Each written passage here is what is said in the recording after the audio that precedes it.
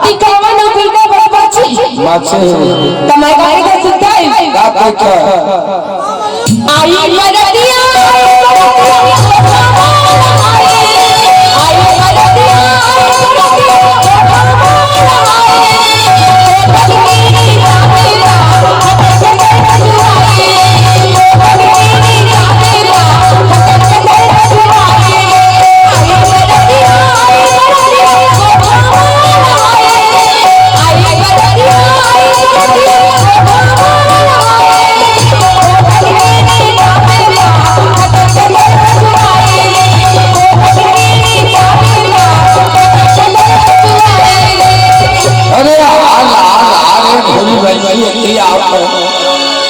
हमला लगा भरे रे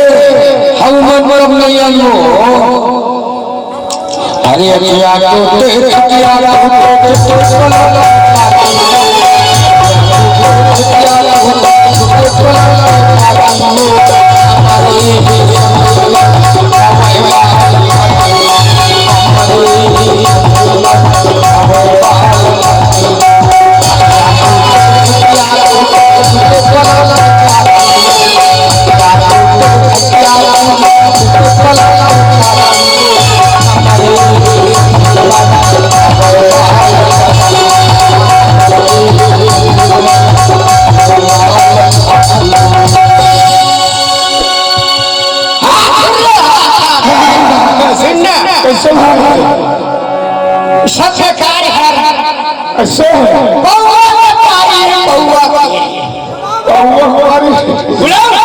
देसी वाले खर्रा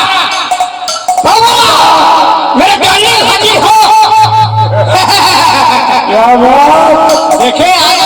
आओ भाई आगे कसम मत जाने अरे लाठी बीच की मोला तलवार लाठी बीच की मोला तलवार सब फायदा के लुगरा बहने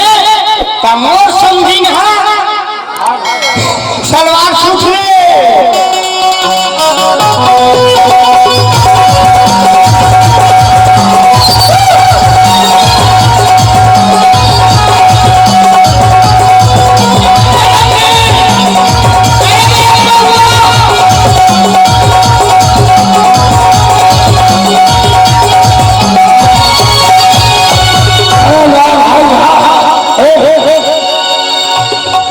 साले मसाला के गोल छुट्टी से देख रहे थे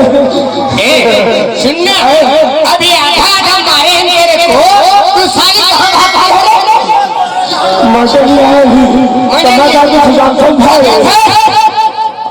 अरे छेड़ हो आउट हो अरे छेड़ हो आउट हो अब और सामने तारीख बीतिया दुल्हन हो भाई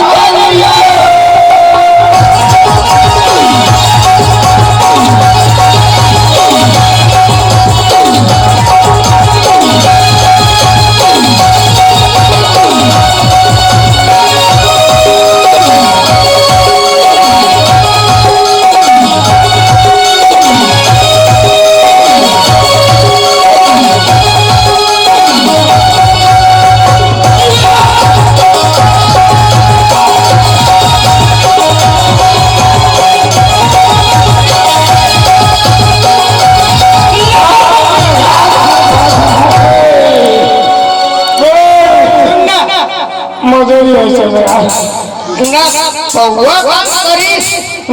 ठीक करी बाटल काम करही बाटल सौघन वाले सही खो भरे आए जाने वाले मेरे बाटल हाजिर हो कौन ये ठीक यही लोग हिस्सा है अच्छा एक बार छोड़ के ना सरांगी पर बजे इस साले सरांगी दिखे कैसे ये तो बानू का सलम्मा है रे सुनना मैं बताता हूँ पूरा भिंडो को दिखा साले अरे क्या बाजा बजाए बजैया मोर बन गए इसको अरे क्या बाजा बजाए बजैया मोर बन गए इसको अरे काला छोड़ दे इस साले सड़िया पर बाजारी से हो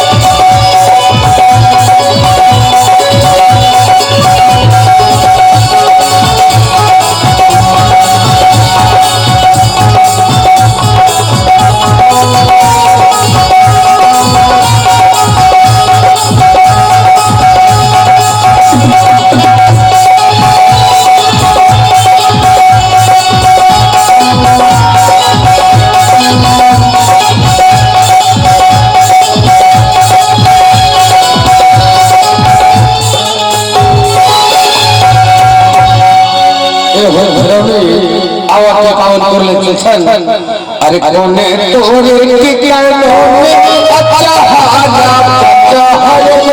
अच्छा हाजा बच्चा कोने तोरे कैसे